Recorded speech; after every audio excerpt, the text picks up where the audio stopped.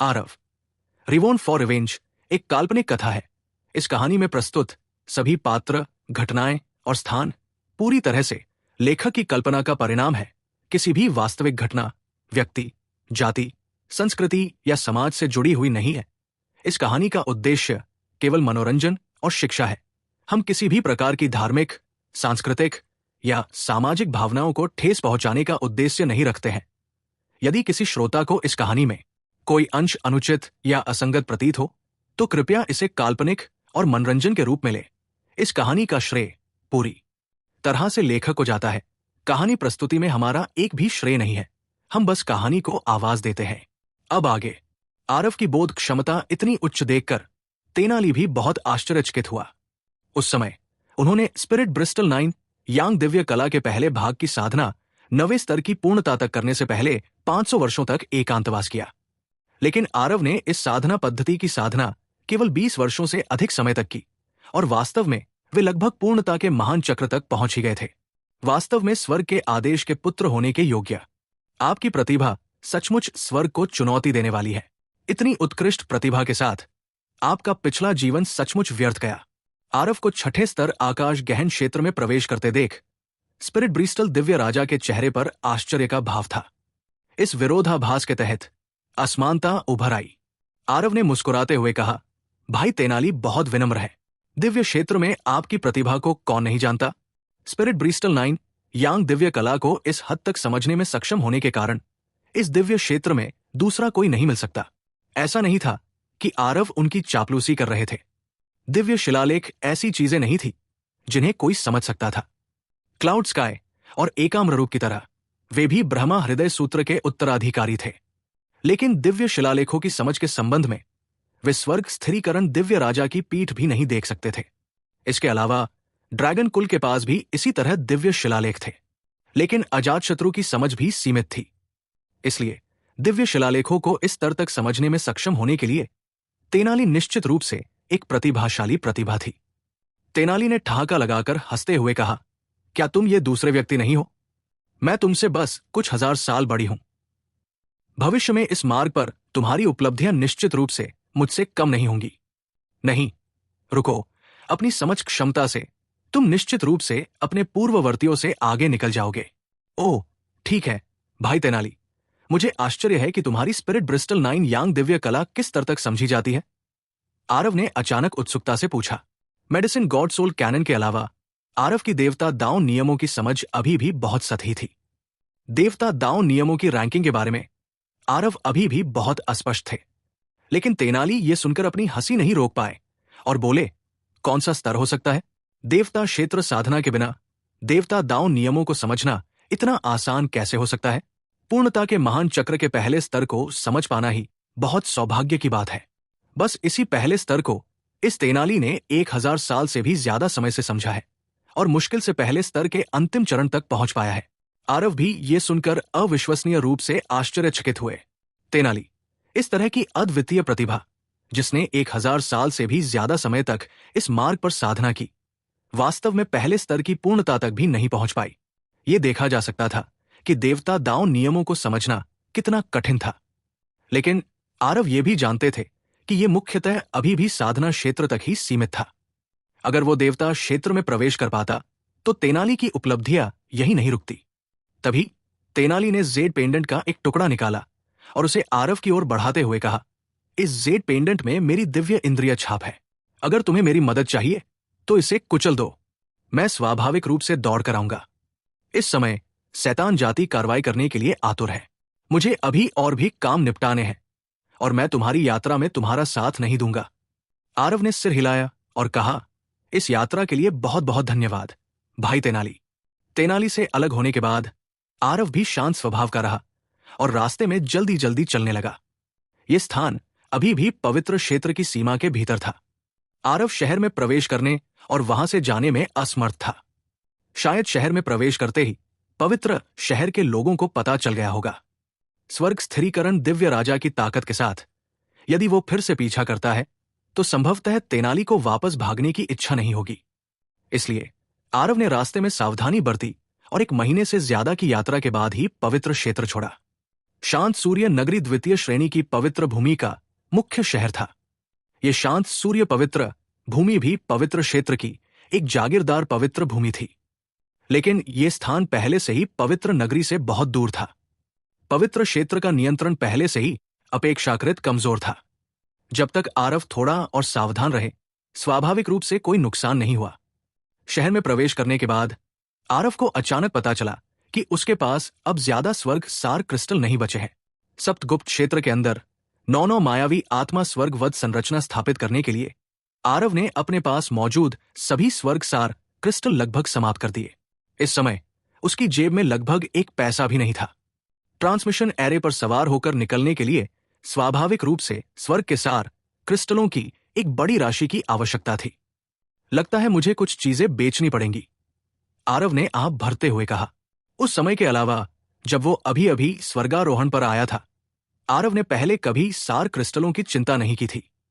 उसे नहीं लगता था कि इस समय एक पैसा भी किसी नायक को परेशान कर सकता है। सौभाग्य से आरव के पास ढेरों आत्मा औषधियां थी। उसने जिन औषधीय गोलियों को परिष्कृत किया था, वे भी कम संख्या में नहीं थी। कुछ बेचने में कोई बुराई नहीं थी। चूंकि वो बिक रही थी, इसलिए आरव को स्वाभाविक रूप से एक भरोसेमंद व्यापारी ढूंढना पड़ा। आरव ने एक मार्शल कलाकार को रोका और पूछा, भाई, क्या शांत सूर्य नगरी में कोठारी व्यवसाय संघ का कोई ब्रांच है? जैसे ही उस व्यक्ति ने कोठारी व्यवसाय संघ का नाम सुना, वो अजीब भाव से आरव की ओर देखने से खुद को रोक नहीं पाया और बोला, अरे, आज तो अभी भी है, लेकिन कल मान लो कि और कुछ नहीं होगा। हे छोटे भाई, अगर तुम्हें सामान खरीदना है तो पोल व्यवसाय संघ जाना सबसे अच्छा है। आज के बाद कोठारी व्यवसाय संघ पूरी तरह से पोल व्यवसाय संघ में समाहित हो जाएगा। पोल व्यवसाय संघ मार्शल आर्टिस्ट के मुंह से निकला। आरव को स्वाभाविक रूप से इसका एहसास था। दिव्य क्षेत्र में कुल 9 महान व्यापारिक कंपनियां थी। उनमें से 8 महान व्यापारिक कंपनियां प्रथम श्रेणी की सेनाएं थी। केवल ये पोल व्यवसाय संघ ही एक अर्धम हापवित्र भूमि थी। स्वाभाविक रूप से 9 महान व्यापारिक कंपनियों के बीच कुछ प्रतिस्पर्धा थी, लेकिन इसने एक नाजुक संतुलन भी बनाया। इतने सालों तक 9 महान व्यापारिक कंपनियां ज्यादातर आर्थिक रूप से प्रतिस्पर्धा करती रहीं। इस बार यह कुछ असामान्य लग रहा था। आरव यह सुनकर आश्चर्यचकित हुए बिना नहीं रह सके और फिर से उत्सुकता से पूछा, इसका क्या मतलब है? उस मार्शल आर्टिस्ट ने आरव को तिरस्कार भरी नजरों से देखा और कहा, 9 महान व्यापारिक कंपनियों के साथ इतनी बड़ी घटना घटी और तुम्हें पता ही नहीं? आरव लाल हो गए और बोले, ये छोटा भाई 1 साल से ज्यादा समय तक एक रहस्यमयी दुनिया में रहा। इन 9 महान व्यापारिक कंपनियों का क्या हुआ, मुझे तो पता ही नहीं। मार्शल आर्टिस्ट के चेहरे पर एहसास का भाव था और उसने समझाया, तो बात कुछ ऐसी ही है। लगभग 6 महीने पहले पोल ट्रेडिंग कंपनी ने अचानक हमला बोल दिया और 8 बड़ी व्यापारिक कंपनियों पर अचानक बिजली गिरने जैसी गड़गड़ाहट के साथ हमला बोल दिया, जिससे कान ढकने का भी समय नहीं बचा। फिलहाल 8 बड़ी व्यापारिक कंपनियों में से जो मर गई वे मर चुकी है और जो घायल हुई वे डूब चुकी है। वे पहले ही जर्जर हालत में है। सिर्फ ये कोठारी व्यवसाय संघ ही इस विपत्ति से बच गया, क्योंकि मुख्य बॉस गायब है और बेटी मिस अनाया अपने पिता को ढूंढ रही है। और हाँ, ये भी एक संयोग ही है कि मिस अनाया 2 दिन पहले ही इस शांत सूर्य नगरी में आई थी, लेकिन शांत सूर्य नगरी में पोल व्यवसाय संघ के दिग्गजों से उनका सीधा सामना हुआ। इस समय दोनों बड़ी व्यापारिक कंपनियां आपस में लड़ रही हैं। यहां तक कि नगर प्रभु महामहिम भी हस्तक्षेप करने की हिम्मत नहीं कर रहे हैं। मुझे लगता है कि बाद में आज रात कोठारी व्यवसाय संघ अब और नहीं टिक पाएगा। ये शब्द सुनकर आरव के हृदय में भयानक लहरें उठीं।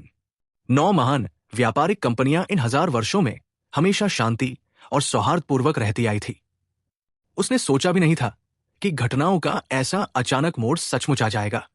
आरव जानता था कि पोल व्यवसाय संघ अन्य व्यापारिक कंपनियों से ज्यादा शक्तिशाली था, लेकिन अगर यह कहा जाए कि बाकी 8 घरानों को रातों रात नष्ट कर दिया जाए, तो उनमें इतनी ताकत तो बिल्कुल नहीं थी। क्या ऐसा हो सकता है कि यह फिर से शैतान जाति ही थी जो बीच में परेशानी पैदा कर रही थी? शैतान जाति पवित्र नगर में मुखबिर भी तैनात कर सकती थी। यह अभी भी अज्ञात था कि उन्होंने कितनी आकस्मिक योजनाएं बनाई थी। पोल व्यवसाय संघ को गुप्त रूप से नियंत्रित करने वालों के पास कोई भी अजीब क्षेत्र नहीं था। बड़े भाई, आपका बहुत बहुत धन्यवाद। मुझे आश्चर्य है कि यह कोठारी व्यवसाय संघ शांत सूर्य नगरी में कहाँ है? आरव ने मुस्कुराते हुए पूछा। 2 गलियां पार करो दाएं मुड़ो और तुम वहां पहुंच जाओगे। जवान लड़के, हालांकि तुम्हारी ताकत ठीक ठाक है, मैं तुमसे विनती करता हूं कि तुम कीचड़ भरे पानी में न उतरो, वरना खुद को बचाना भी मुश्किल हो जाएगा। ये मार्शल कलाकार बहुत दयालु था और उसने उसे चेतावनी दी। आरव ने मुस्कुराते हुए हाथ जोड़े और कहा, इस बड़े भाई का बहुत बहुत धन्यवाद। इस छोटे भाई ने इसे पा लिया। जैसे ही वो मार्शल कलाकार चला गया, आरव के चेहरे पर उदासी छा गई। भले ही ये काम शैतान जाति ने न किया हो, आरव को भी इसमें हाथ डालना पड़ा। दुनिया के मामलों का अनुमान लगाना मुश्किल होता है। आरव को भी उम्मीद नहीं थी कि ये इतना संयोग होगा। अनाया दरअसल इसी शांत सूर्य नगरी में थी। उस समय आरव को स्वर्गारोहण हुए ज्यादा समय नहीं हुआ था और माना जाता था कि वो उसके साथ खुशियों से घुल मिल गया था।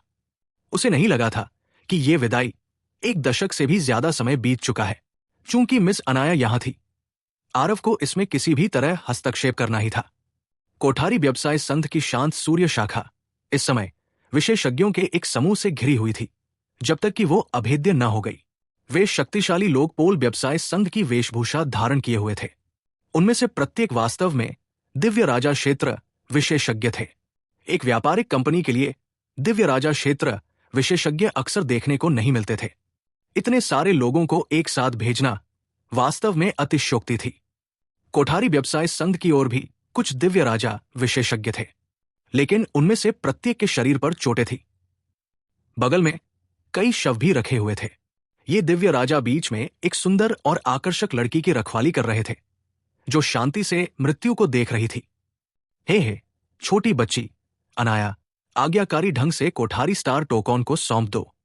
हो सकता है कि ये बूढ़ा आदमी तुम्हें अभी भी अपनी उपपत्नी के रूप में अपने साथ ले जाए और तुम्हें बाहर निकलने का रास्ता दे। अगर तुम डटकर विरोध करोगी तो महामहिम राजन के आने पर यह इतना आसान नहीं होगा, भले ही तुम मरना चाहो।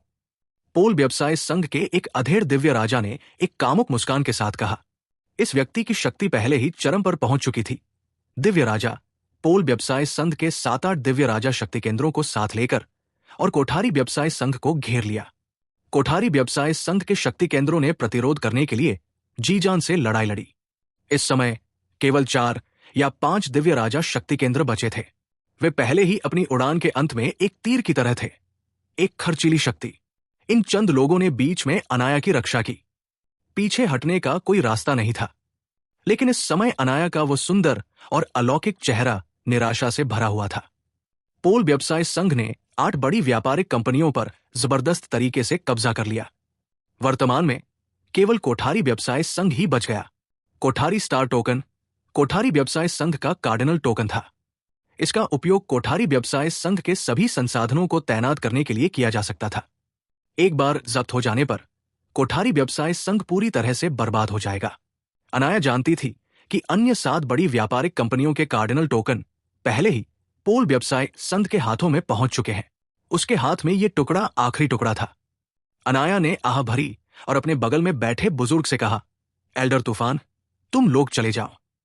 मैं बचन से कहूंगी कि वो तुम लोगों को कोठारी स्टार टोकन की कीमत देकर जाने दे।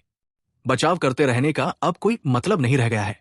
ये एल्डर तूफान कोठारी व्यवसाय संघ का प्रमुख एल्डर था। उसकी शक्ति भी दिव्य राजा के शिखर पर पहुंच गई थी। उसके आसपास होने के कारण ही कोठारी व्यवसाय संघ अब तक टिक सका। बात बस इतनी थी कि पोल व्यवसाय संघ का शून्य रहस्यवादी शक्ति केंद्र पहले से ही उसके रास्ते में था। जब तक वो राजन आता, इन लोगों का भाग्य खराब हो जाता।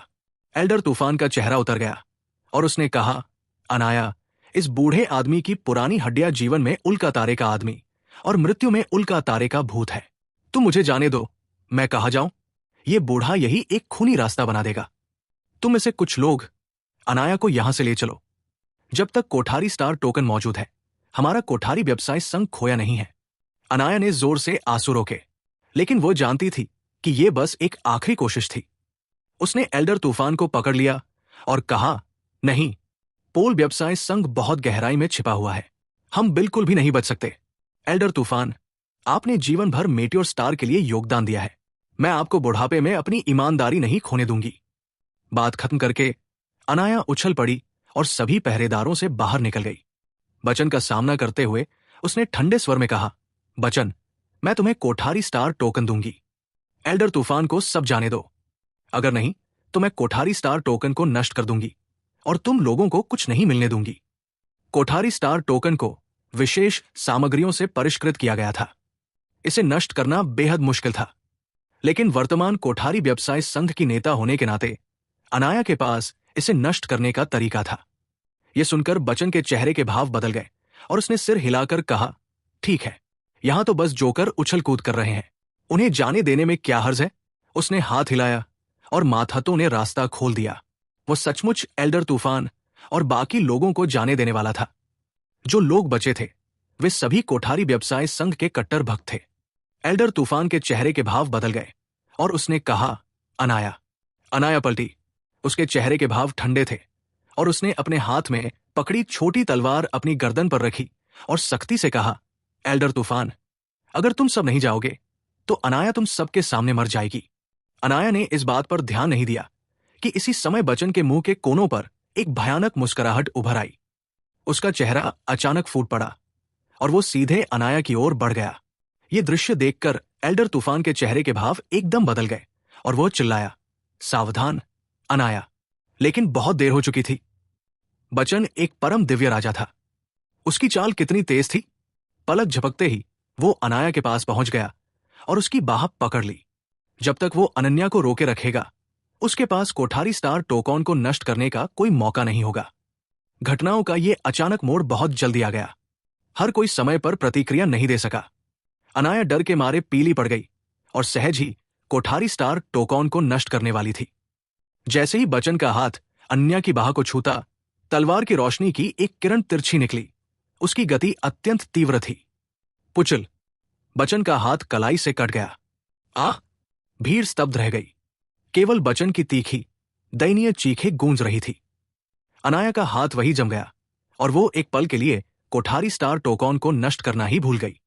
पोल व्यवसाय संघ के सभी शक्तिशाली लोग एक महान शत्रु का सामना करने के समान थे। उन्हें बिल्कुल भी साफ साफ दिखाई नहीं दे रहा था कि ये तलवार की रोशनी कहां से आ रही है। उन्होंने चारों ओर देखा, लेकिन दुश्मन कहीं नजर नहीं आया। इस सीट पर घात लगाने की हिम्मत किसकी है? बच्चन ने दांत निकाले और जोर से चिल्लाया, थप्पड़। बच्चन की आवाज अभी पूरी तरह से सुनाई भी नहीं दी थी कि किसी ने उसे जोरदार थप्पड़ मारकर जमीन पर पटक दिया। पोल व्यवसाय संघ के दिव्य राजा शक्तिमान ऐसे थे मानो उन्होंने कोई भूत देख लिया हो। यह थप्पड़ उन्हें बिल्कुल भी साफ साफ दिखाई नहीं दिया कि किसने मारा। मुंह इतना बदबूदार है, मार खाने लायक है। एक युवा आकृति अचानक वहां प्रकट हुई, जिससे सभी ने तिरछी नजर से देखा। जब अनाया ने इस आकृति को देखा तो उसकी निगाहें सुखद आश्चर्य से भर गई। हां, अरे नहीं, दक्षराज। अनाया आरव का नाम पुकारने ही वाली थी कि उसे अचानक उसकी दूसरी पहचान याद आ गई और उसने जल्दी से अपना नाम सही किया। कोठारी व्यवसाय संघ के सूचना माध्यमों के होते हुए उन्हें दक्षराज के दिव्य लोक में लौटने की जानकारी कैसे नहीं हो सकती थी। उस समय जब अनाया को यह जानकारी मिली तो वो बहुत देर तक स्तब्ध रही, फिर जाकर शांत हुई। बस उसने कभी सोचा भी नहीं था कि इतने सालों के अंतराल के बाद महामहिम दक्षराज ने सचमुच एक चाल चली और उसे बचा लिया। आरव ने मुड़कर अनन्या से मुस्कुराते हुए कहा, कोई बात नहीं, बेहतर होगा कि आप मुझे आरव कहें। अन्या का चेहरा खुशी से खिल उठा और उसने सिर हिलाकर कहा, मिस्टर आरव। आरव ने बेबसी से अपना सिर हिलाया और पोल व्यवसाय संघ के महाशक्तियों की ओर मुड़ा। उसने पूछा, कौन आकर मुझे बताएगा कि पोल व्यवसाय संघ को इस समय कौन नियंत्रित कर रहा है? उन दिव्य महाशक्तियों ने एक दूसरे को देखा। उनके चेहरों पर भाव शून्य भाव थे। आरव ने उनके हाव भाव देखे और समझ गया कि ये लोग कुछ भी नहीं जानते और वो बहुत निराश हुआ। आरव इन दिव्य राजाओं का विनाश करने ही वाला था कि अचानक एक शक्तिशाली आभा ने उसे जकड़ लिया। ये बदमाश कहां से आया? मेरे पोल व्यवसाय संघ के मामलों में दखल देने की हिम्मत कैसे हुई? आसमान से एक आकृति उतरी। उसकी आभा प्रभावशाली थी। इस व्यक्ति को देखकर सभी के भाव एकदम बदल गए। ये वास्तव में एक शून्य रहस्यवादी शक्ति है। मैंने नहीं सोचा था कि पोल व्यवसाय संघ की शक्ति इतनी महान होगी कि वो एक शून्य रहस्यवादी शक्ति को अचानक भेज दे। पहले मुझे अब भी लगता था कि कोठारी व्यवसाय संघ किसी विपत्ति से बच गया है। अब इसे देखकर एक विपत्ति आसन्न है। उस युवक की शक्ति बहुत दुर्जय प्रतीत होती है, लेकिन वो केवल छठे स्तर का स्वर्गीय गहन क्षेत्र है। सामान्य स्वर्गीय गहन क्षेत्र दिव्य वाला राजा शक्तियों से निपटना अभी भी संभव है। लेकिन एक बार शून्य रहस्यवादी शक्ति वाला दिव्य राजा आ जाने पर यह संभवतः विकट संभावनाओं से भरा होगा। जैसे ही अनाया ने उसे आते देखा, उसके चेहरे के भाव अचानक बदल गए और वो जल्दी से आरव को चिल्लाई, आरव, जल्दी जाओ। ये राजन वर्तमान पोल व्यवसाय संघ का रक्षक है। वो एक अनुभवी पुराने शून्य रहस्यवादी पावर हाउस है। तुम इसकी मैच नहीं हो। हाँ, चले जाओ। इस सीट के साथ तुम में से कोई भी आज नहीं जा सकता। कोठारी स्टार टोकॉन को आज्ञाकारी रूप से सौंप दो और मैं तुम्हें एक सकुशल लाश के साथ छोड़ सकता हूं। राजन ने एक विस्मयकारी भाव के साथ भयंकर रूप से घूरा। आसपास और देखने वाले लोग सर्दियों में सिकाड़ा की तरह चुप थे। एक शून्य रहस्यवादी पावर हाउस, जिसे रैंक 2 पवित्र भूमि के मार्शल कलाकारों ने भी अपने जीवन काल में पहले कभी नहीं देखा था। इस प्रकार की शक्ति जब उन्होंने इसे देखा तो ये एक ईश्वर समान अस्तित्व के समान थी। ये शांत सूर्य पवित्र भूमि का पवित्र महामहिम बहुत समय से भगवान जाने कहाँ छिपा हुआ था। 2 बड़े चैम्बर ऑफ कॉमर्स के बीच हुई हिंसक झड़प में वो एक निर्दोष दर्शक था जिसे फंसाया गया। अनाया ने आरव के सामने रास्ता रोक दिया और कहा, आरव, तुम्हारे इरादे नेक हैं। अनाया समझ गई, हम थोड़ी देर के लिए तुम्हें रास्ता रोकने में मदद करेंगे, जल्दी चले जाओ। कोठारी व्यवसाय संघ पहले से ही निराशाजनक स्थिति में है। मैं तुम्हें अब और इसमें नहीं घसीटना चाहती। हाँ, कितने अच्छे अंतरंग प्रेमी जोड़े हैं, लेकिन क्या तुम इस सीट को मजाक समझ रहे हो? आज तुम में से कोई भी नहीं जा सकता। राजन जोर से हंसा और बोला। राजन के शब्दों से अनाया का चेहरा लाल हो गया, लेकिन वो फिर भी जिद करके आरव के सामने रास्ता रोके रही। आरव हल्के से मुस्कुराया, लेकिन अनाया को एक तरफ खींच लिया और राजन से कहा, तुम्हें राजन कहते हैं, है ना? जहां तक मुझे पता है, पोल व्यवसाय संघ में राजन नाम का कोई शून्य रहस्यवादी महाशक्ति नहीं था। तुम कहां से आए हो? यह सुनकर राजन के चेहरे के भाव बदल गए और उसने कहा, यह सीट कहां से आई? क्या मुझे अभी भी तुम्हें इस नन्हे से बच्चे को रिपोर्ट करनी है? जानना है तो नीचे जाकर नरक के राजा से पूछो। राजन ने एक क्रूर हंसी हंसी। उसका दिव्य राजा क्षेत्र अचानक मुक्त हो गया और वो आरव की ओर दौड़ पड़ा। आरव के चेहरे पर ठंडक छा गई। दुष्ट संहारक तलवार सूत्र अचानक छूट गया। धमाका। आरव ने एक भी मांसपेशी नहीं हिलाई, जबकि राजन सीधे पीछे की ओर उड़ गया। उसे पहले ही गंभीर चोटें लग चुकी थी। तलवार की तान से उठे हवा के झोंकों ने दूर खड़े योद्धाओं को सीधे गिरा दिया। सभी ने आरव को अंतहीन आश्चर्य से देखा और अविश्वास भरी निगाहों से उसकी ओर देखा। क्या वह युवक सचमुच छठे स्तर का स्वर्गीय गहन क्षेत्र है? उसने एक ही तलवार से एक शून्य रहस्यवादी महाशक्ति को उड़ा दिया। क्या मेरी दृष्टि कमजोर हो रही है? क्या लोगों ने यह नहीं कहा था कि जो दिव्य राजा क्षेत्रों से निपटने में सक्षम है वो सिर्फ दिव्य राजा क्षेत्र ही है? उस युवक ने तो बस एक ही वार किया था। सचमुच एक भूत देखा। अभी अभी एक शून्य रहस्यवादी शक्ति को देखकर मैं बहुत देर तक उत्साहित रहा। मैंने सोचा भी नहीं था कि वो इतना कमजोर होगा। ये लोग आरव की तलवार की नियत के आतंक को बिल्कुल नहीं समझ पाए, लेकिन इससे उन्हें इस तलवार के प्रति प्रशंसा भरी आहें भरने से नहीं रोका जा सका, क्योंकि आरव का प्रतिद्वंद्वी एक अजेय सत्ता थी, एक शून्य रहस्यवादी महाशक्ति। इस राजन की शक्ति स्पिरिट हाउंड दिव्य राजा से कोसों दूर थी। उसका दिव्य राजा क्षेत्र भी अधिकतम 1000 फीट की दूरी पर था। आरव द्वारा उसका सफाया करना बस उसकी उंगलियों के एक झटके की बात थी। अभी अभी जब शून्य रहस्यवादी क्षेत्र ने हमला किया तो अनन्या ने सोचा कि वो निश्चित रूप से मर चुकी है, लेकिन उसने ये नहीं सोचा था कि स्थिति इतनी जल्दी बदल जाएगी। पलक झपकते ही ये शून्य रहस्यवादी महाशक्ति राजन पराजित हो गई, आरव के हाथों हार गई, जो केवल छठे स्तर का स्वर्गीय गहन क्षेत्र था। अन्या की सुंदर आंखें आरव को देख रही थी। अविश्वास। उसे 10 साल से न देखने के बाद भी आरव की शक्ति वास्तव में पहले से ही भयावह थी। आरव राजन के सामने आया और शांत भाव से बोला, तुम्हारे पास अभी भी एक आखिरी मौका है। अभी क्या पोल व्यवसाय संघ पहले से ही शैतान जाति के नियंत्रण में चला गया है? जवाब दो। क्या शैतान जाति? क्या यह राजन शैतान जाति का हो सकता है? यह असंभव है ना? उसने जो प्रयोग किया वो स्पष्ट रूप से मानव जाति की साधना पद्धति थी। वो युवक कौन है? उसे कैसे पता चला कि यह राजन शैतान जाति का है? आरव के शब्दों से भीड़ में हलचल मच गई। शैतान जाति, इस नाम के बारे में बात करते करते सबके चेहरे बदल गए। ये सुनते ही राजन के चेहरे के भाव बदल गए। उसकी आंखों में घबराहट सी झलक रही थी और उसने जल्दी से अपना सिर हिलाया और कहा, मुझे समझ नहीं आ रहा तुम क्या कह रहे हो। आरव ने सिर हिलाया और मुस्कुराते हुए कहा, समझ नहीं आ रहा है ना? अपना असली चेहरा दिखाओ, वरना तुम्हारे पास अब कोई मौका नहीं है। आरव कदम दर कदम आगे बढ़ा। राजन जमीन पर रेंगता हुआ कदम दर कदम पीछे हटता गया। आरव ने धीरे से अपनी तलवार उठाई। एक शक्तिशाली आभा ने आखिरकार राजन को उसे सहन करने में असमर्थ बना दिया। धमाका! आकाश में एक भयानक ऊर्जा फैल गई। शक्तिशाली काली ऊर्जा ने तुरंत राजन को अपने अंदर समाहित कर लिया। राजन की आभा पहले की तुलना में वास्तव में बहुत अधिक प्रबल हो गई। धिक्कार है इंसान, ये सीट आज तेरे 1000 टुकड़े कर देगा। राजन ने गुस्से से कहा।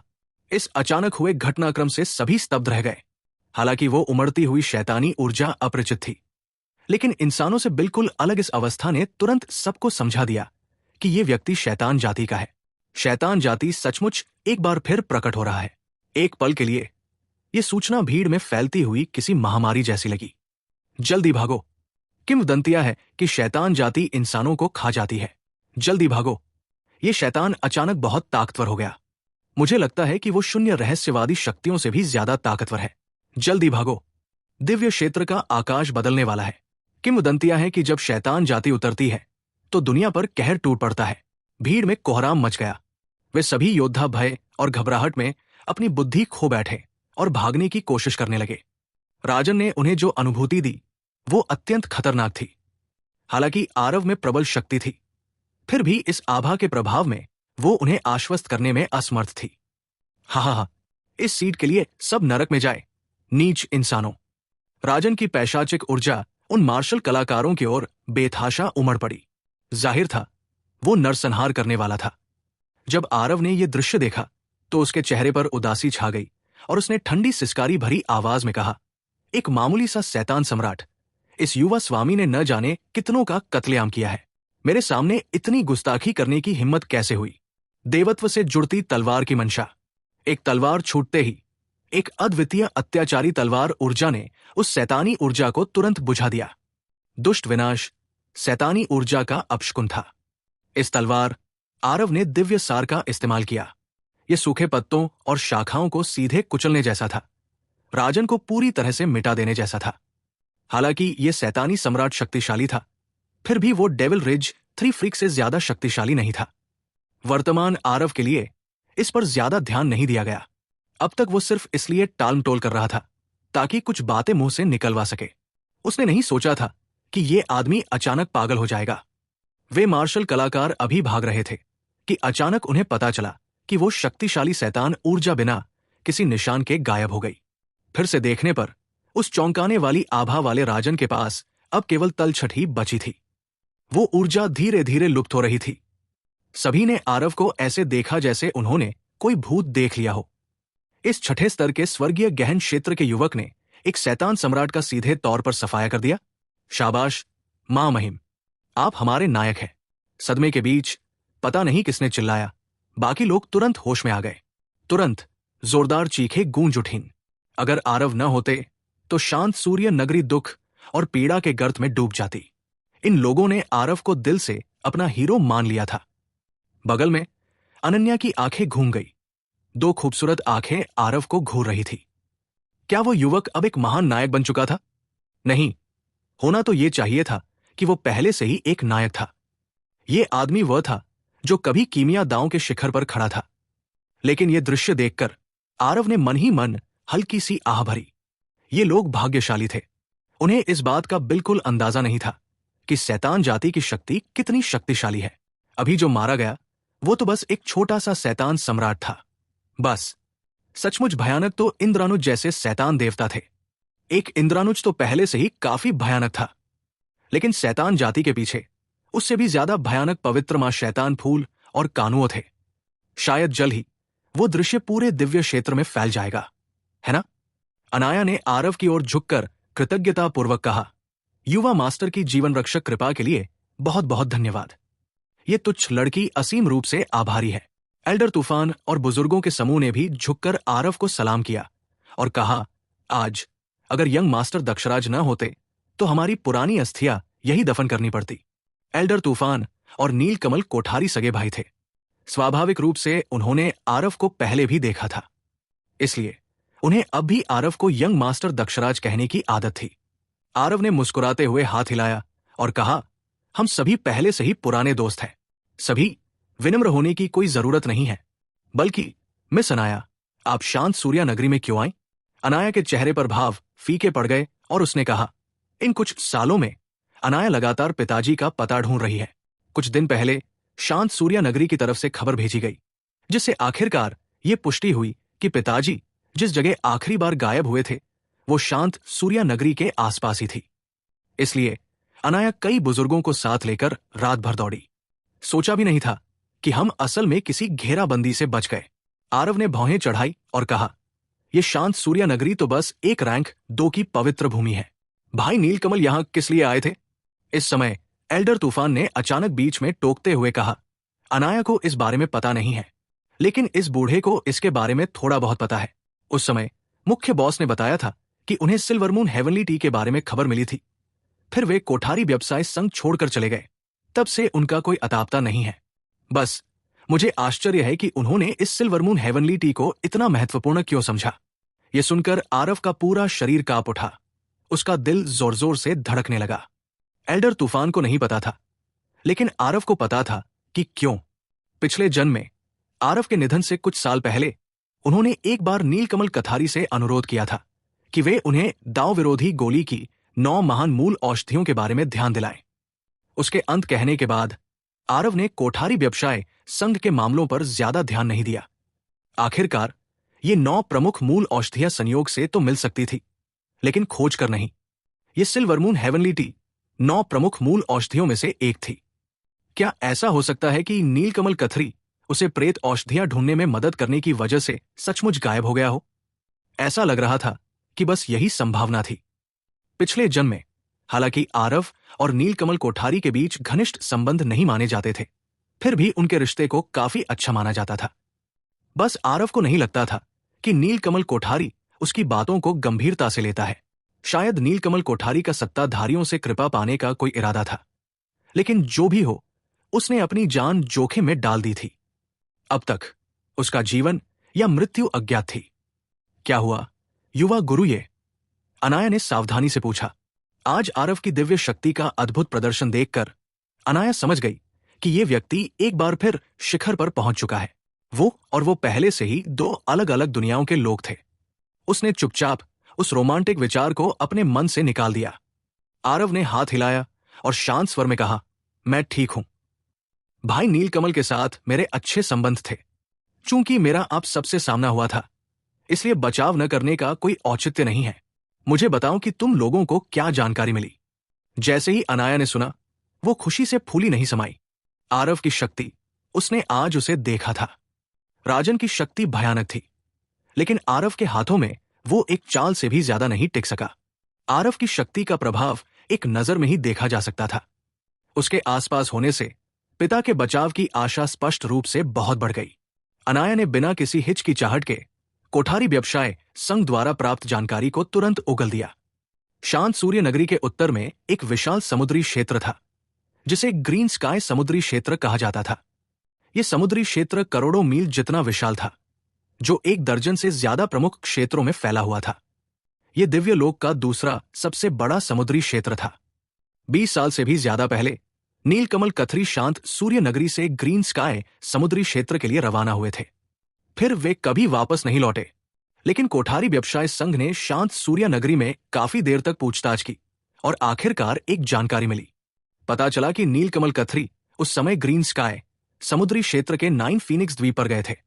इस बार शांत सूर्या नगरी आ रहा अनाया का समूह 9 फीनिक्स द्वीप के लिए रवाना होने की तैयारी में था, लेकिन उसने सोचा भी नहीं था कि ऐसी अप्रत्याशित दुर्घटना वास्तव में घटित हो जाएगी। अनाया का वर्णन सुनकर आरव की भौहें तंग गई और वो मन ही मन बुदबुदाया।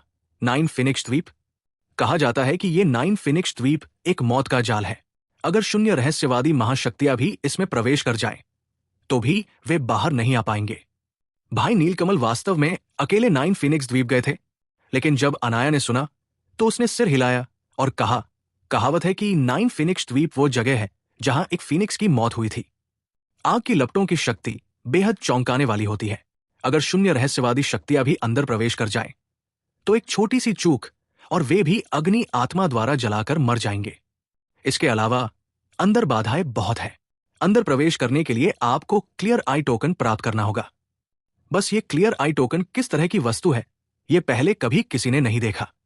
ये सुनकर आरव के चेहरे पर थोड़ी उदासी छा गई। 20 साल से ज्यादा समय तक 9 फीनिक्स द्वीप में प्रवेश करने और कभी बाहर न आने के कारण नीलकमल कथरी के सामने कई भयावह संभावनाएं हुई होगी। लेकिन अब जब बात यहां तक पहुंच गई है, तो आरव को स्वाभाविक रूप से एक यात्रा करनी ही पड़ी। ठीक है, तो आप लोग शांत सूर्या नगरी में मेरी खबर का इंतजार करें। मुझे अभी एक काम निपटाना है। कुछ दिनों बाद मैं 9 फीनिक्स द्वीप जाऊंगा और भाई नीलकमल के निशान ढूंढूंगा, आरव ने कहा। लेकिन अनाया ने जिद करते हुए कहा, बिल्कुल नहीं युवा मास्टर, मुझे पता है कि आपके इरादे नेक हैं, लेकिन आखिरकार मुझे पिताजी की खबर मिल ही गई। मुझे जाकर देखना ही होगा। अगर मैं उनकी लाश भी देख लूं, तो भी मुझे इस मामले में कोई और भ्रम नहीं रहेगा। एल्डर तूफान ने यह भी आग्रह किया। यंग मास्टर दक्षराज, अनाया अपनी पितृभक्ति दिखा रही है। पिछले कुछ सालों से वो मुख्य बॉस का ठिकाना ढूंढने के लिए इधर उधर भागती रही है। अब जब वो उनके सामने ही है, तो अंदर न जाने का क्या तुक है। इसके अलावा शांत सूर्य नगरी में हमारा रहना 9 फीनिक्स द्वीप से ज्यादा सुरक्षित नहीं हो सकता। पोल व्यवसाय संघ इस समय बहुत ज्यादा हावी है। शायद वे पहले ही शैतान जाति द्वारा बहुत गहराई से घुसपैठ कर चुके हैं। उनके पास सिर्फ राजन नहीं है, एक ही शून्य रहस्यवादी महाशक्ति। राजन को यंग मास्टर अक्षराज द्वारा समाप्त किए जाने के बाद वे निश्चित रूप से इसे चुपचाप बर्दाश्त नहीं करेंगे। एल्डर तूफान की बात भी सही थी। उनके दल के लिए यहां रहना वाकई बहुत सुरक्षित नहीं था, लेकिन आरव उन्हें साथ नहीं लाना चाहते थे। एल्डर तूफान भी आरव के लिए बोझ थे। उन्हें साथ लाने के बजाय वो खुद ही अंदर घुस सकते थे। बस अनन्या के जिद्दी रूप को देखकर आरव भी जानता था कि अब और कुछ कहना व्यर्थ है। वो बस सिर हिलाकर कह सका, ठीक है, जब ऐसा ही है तो साथ चलो, लेकिन मैं पहले गंदी बातें कहूंगा। जब समय आए तो हर बात में मेरी बात मान लेना, वरना जब कोई दुर्घटना हो जाए तो इस आरव को रिश्तों को न मानने का दोष मत देना। आरव का चेहरा उतर गया, स्वाभाविक रूप से एक शक्तिशाली व्यक्ति जैसा भाव।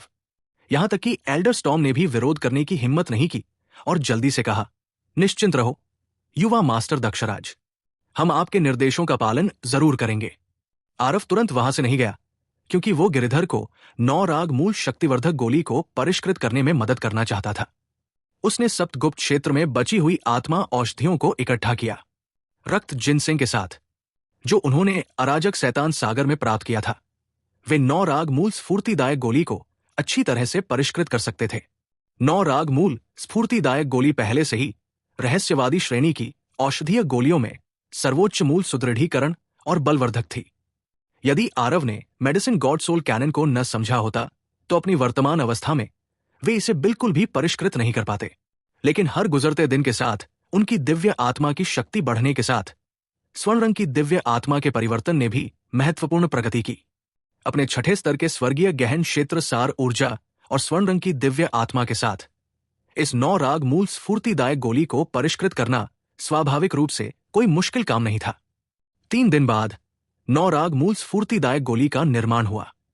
इस औषधीय गोली को हाथ में लिए गिरिधर के वृद्ध चेहरे पर आंसू बहने लगे। मैंने सचमुच नहीं सोचा था कि इस बूढ़े के पास सचमुच एक दिन ऐसा भी आएगा जब मैं अपनी ताकत वापस पा सकूंगा।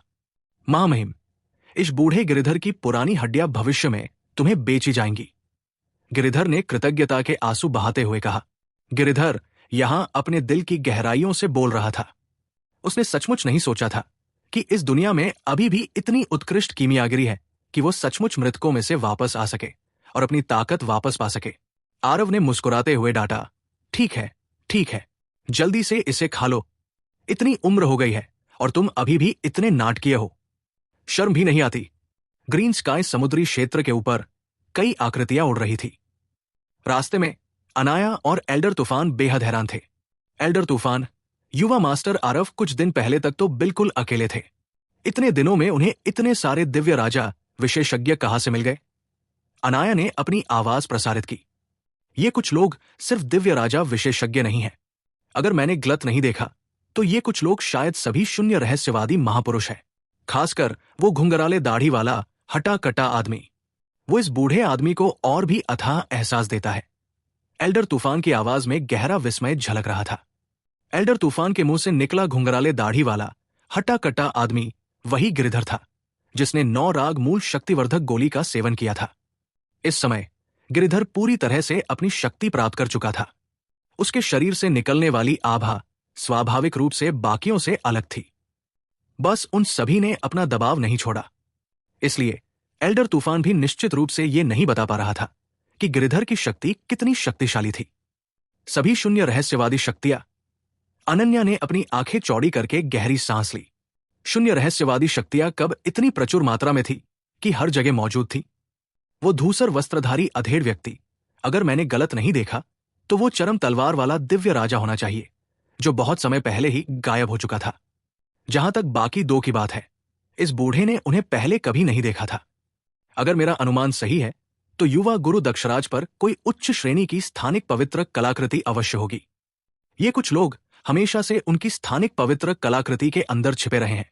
एल्डर तूफान अनुभवी और जानकार थे। उनका अनुमान निशाने के करीब था, लेकिन ठीक इसी वजह से उनके दिलों में आघात और भी कम बढ़ पा रहा था, क्योंकि ये कुछ शक्तिशाली शून्य रहस्यवादी शक्तियां वास्तव में आरव को ही अपना स्वामी मानती थी। दोनों ने एक दूसरे को देखा और गहरी सांस ली। वे सभी जानते थे कि उनकी आंखों के सामने इस शक्ति के बल पर ही आरव एक महापवित्र भूमि की पुनः स्थापना कर सकते थे। उड़ते हुए आरव की भौहें अचानक थोड़ी सिकुड़ गई और वो रुक गया। क्या बात है महामहिम?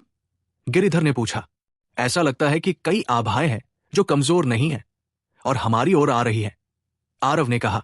गिरिधर दंग रह गए और बोले, महामहिम, क्या तुम गलत हो? मुझे कुछ भी गड़बड़ नहीं लगी। गिरिधर ने चरम तलवार दिव्य राजा और शुभमन की ओर देखा। दोनों लोगों ने भी भावशून्य दृष्टि से सिर हिलाया। स्पष्ट रूप से उन्हें भी कुछ भी समझ नहीं आया। पहले आगे बढ़ो। लगता है वो लोग भी 9 फीनिक्स द्वीप की ओर जा रहे हैं। बात खत्म करके आरव ने आगे बढ़कर उड़ान भरी, जिससे गिरिधर और बाकी लोग खाली नजरों से देखते रह गए। थोड़ी देर में गिरिधर के चेहरे पर उदासी छा गई और हां, उसने कई शक्तिशाली आभाओं को इस ओर आते हुए देखा। वो आश्चर्य से आरव की ओर देखे बिना न रह सका और बोला, महामहिम, आपकी अनुभूति का दायरा सचमुच बहुत विस्तृत है। उसने अपनी शक्ति पूरी तरह से प्राप्त कर ली थी। उसकी अनुभूति भी काफी बढ़ गई थी। समग्र दिव्य क्षेत्र पर व्यापक दृष्टि डालने पर ऐसे बहुत कम लोग मिले जिनकी अनुभूति सीमा उससे अधिक व्यापक थी। लेकिन आरव केवल 6ठे स्तर का स्वर्गीय गहन क्षेत्र था। उसकी अनुभूति सीमा वास्तव में उससे कई गुना अधिक थी। इससे वह कैसे आश्चर्यचकित न होता। उसी समय दूर समुद्र के जल में कई आकृतियां लहरों को चीरती हुई आ पहुंची। उनकी गति अतुलनीय रूप से विचित्र थी। शुरू में उनकी दिशा 9 फीनिक्स द्वीप की ओर जा रही थी, लेकिन आरव के दल को देखकर वे दिशा बदलकर यहां आ गए। चरम तलवार दिव्य राजा, शुभमन और बाकी लोग भी अविश्वसनीय आश्चर्य से आरव की ओर देखने लगे। छोटे भाई, तुम्हारी ये धारणा भी सचमुच बहुत डरावनी है। 15 मिनट पहले ही तुमने उन्हें खोज लिया था। चरम तलवार दिव्य राजा ने आश्चर्य से आह भरते हुए कहा। सबकी गति के साथ 15 मिनट पैदल चलने से कई हजार मील की यात्रा अभी भी संभव थी। यह भी कहना था कि आरव की धारणा सीमा वास्तव में उनसे कई हजार मील आगे थी। ये असमानता भी सचमुच बहुत ज्यादा थी। आरव ने मुस्कुराते हुए कहा, जब तक तुम लोग स्वर्ग मानव एकता को समझ नहीं लेते तब तक रुको। तुम भी इसे स्वाभाविक रूप से कर पाओगे। आरव के शब्दों ने अनायास ही सभी की आंखें भर आई। हर एक ने उसकी ओर देखा और अपनी आंखें घुमाने से खुद को रोक नहीं पाया। स्वर्ग मानव एकता को प्राप्त करना इतना आसान कैसे हो सकता है? ये आरव ही था जिसने 6ठे तल स्वर्गीय गहन क्षेत्र में हृदय क्षेत्र को पूर्णता के क्षेत्र तक विकसित किया। ये समुद्री जाति है। ऐसा लगता है उनके आगमन के पीछे अच्छे इरादे नहीं हैं। गिरिधर ने अचानक भौहें चढ़ाई और कहा। लगभग 10 आकृतियां पानी की सतह पर एक लंबी रेखा खींच रही थी। लोगों का समूह खतरनाक तरीके से आगे की ओर बढ़ रहा था। स्पष्ट रूप से इन लोगों से निपटना आसान नहीं था। छी छी छी। दसियों आकृतियां पानी की सतह से बाहर निकली और सीधे आरव और अन्य लोगों को घेर लिया। बस इतना था कि इन लोगों का रूप बहुत भद्दा था। ज्यादातर के सिर मछली के और शरीर मानव जैसे थे, जो बहुत ही अस्वाभाविक लग रहे थे। हाँ, नीच इंसानों, तुम पर महजूद सार क्रिस्टल और खजाने निकालो और हम तुम्हारी जान बख्श देंगे। एक बड़े सिर और बड़े कानों वाले मत्स्य पुरुष ने कहा। इस मत्स्य पुरुष की शक्ति अत्यंत आश्चर्यजनक थी। यह स्पष्ट रूप से मानव शून्य रहस्यवादी शक्तियों के स्तर तक पहुंच चुकी थी। उसकी स्वर्ग और पृथ्वी की समझ वास्तव में कमजोर नहीं थी। सिर्फ वही नहीं, उसके कुल के लोगों में असल में 4 लोग थे जो सभी शून्य रहस्यवादी महाशक्तियां थी। इस तरह की शक्ति देखकर अनाया और एल्डर तूफान के चेहरे तुरंत मौत की तरह पीले पड़ गए। कुछ समुद्री जातियों ने अपनी आभा नहीं छिपाई। सामने वाला उस राजन से भी एक दर्जे ज्यादा शक्तिशाली था। और तो और, जैसे ही वे उभरे, 5 शून्य रहस्यवादी महाशक्तियां थी। इससे वे दोनों बहुत चिंतित हो गए। जब आरव ने यह दृश्य देखा तो वो आश्चर्य से बोले बिना नहीं रह सका। मैंने सोचा भी नहीं था कि समुद्री जाति की ताकत वाकई इतनी शक्तिशाली होती है। अचानक एक समूह से टकरा गया और वे शून्य रहस्यवादी महाशक्तियां हैं। समुद्री जाति और मानव जाति एक दूसरे के मामलों से दूर रही। दोनों पक्षों के संपर्क बहुत कम थे। जिन मार्शल कलाकारों की ताकत थोड़ी कमजोर थी, उनके ग्रीन स्काई सागर क्षेत्र में कदम रखते ही जिंदा बच निकलने की संभावना बहुत कम थी। इस शांत समुद्री सतह के नीचे एक बहुत बड़ा खतरा छिपा था। समुद्री जाति में कितने महाशक्तियां थी, ये मानव जाति को भी नहीं पता था। गिरिधर ने सिर हिलाया और कहा, समुद्री जाति संख्या में बहुत बड़ी है, यहां तक कि शैतान जाति से भी कई गुना ज्यादा। कुछ शून्य रहस्यवादी महाशक्तियां उत्पन्न करना स्वाभाविक रूप से कोई मुश्किल काम नहीं है। आरव ने सिर हिलाकर अपनी स्वीकृति व्यक्त की और आगे कहा, बात बस इतनी है कि हालांकि साधना क्षेत्र ऊंचा है, ऐसा लगता है कि उनके दिमाग ज्यादा स्पष्ट नहीं है। जैसे ही गिरिधर और बाकी लोगों ने सुना, वे सब सिर उठाकर जोर जोर से हंसने लगे। ये दोनों लोग एक साथ एक स्वर में बोले, समुद्री लोगों के इस समूह को बिल्कुल भी नजरअंदाज कर रहे थे। बड़े सिर और बड़े कानों वाला मत्स्य मानव, जो आरव के बारे में सब बातें कर रहे थे, समझ गया और गुस्से से चिल्लाने से खुद को नहीं रोक पाया। धिक्कार है इंसानों पर, कुलीन समुद्री जाति को बदनाम करने की हिम्मत। तुम लोग तो मर ही जाओगे। शार्क 1, शार्क 3, शार्क 4, शार्क 5, सब लोग हमला करो, उन्हें चीर डालो। छी, क्या ऐसा हो सकता है कि सभी समुद्री जातियों में इतनी बुद्धि हो? नाम भी नहीं जानते। ये सुनकर आरव हंसे बिना नहीं रह सका। उसने कंधे उचकाए और गिरिधर से कहा, बूढ़े गिरिधर, तुम्हें खुजली होनी चाहिए, है ना? ये कुछ लोग अपनी हड्डियों और स्नायु बंधन को ढीला करने का काम तुम पर ही छोड़ देते हैं। गिरिधर उत्साहित भाव से बोला, हे ठीक है महामहिम, थोड़ी देर रुको और किनारे पर बैठकर मजा देखो। आरव ने सिर हिलाया और सबको एक तरफ बुलाकर ले गया। समुद्री जीवों का समूह अभी भी उनका पीछा कर रहा था कि अचानक एक भयानक आभा ने उन्हें घेर लिया। चारों समुद्रों पर धावा बोल रहा ड्रैगन। 20,000 वर्षों के अंतराल के बाद गिरिधर का दिव्य राजा क्षेत्र पहली बार अपनी पूरी शक्ति के साथ मुक्त हुआ। ये दृश्य देखकर सभी के भाव अचानक बदल गए, क्योंकि गिरिधर का दिव्य राजा क्षेत्र वास्तव में 10,000 फीट चौड़ा था। 10,000 फीट के दायरे में यह सब गिरिधर का जल क्षेत्र था। खासकर एल्डर तूफान और अनाया, दोनों की आंखें लगभग बाहर निकल आई। इतना शक्तिशाली दिव्य राजा क्षेत्र उनके जीवन काल में शायद ही कभी देखा गया था। क्लाउड स्काई की तुलना में बूले गिरिधर की शक्ति थोड़ी ज्यादा लगती है। ऐसा लगता है कि उसने कुछ देवता दाउन नियमों को समझ लिया है। यह बस थोड़ा ज्यादा उथला है। आरव ने गिरिधर को किनारे से मूल्यांकन किया।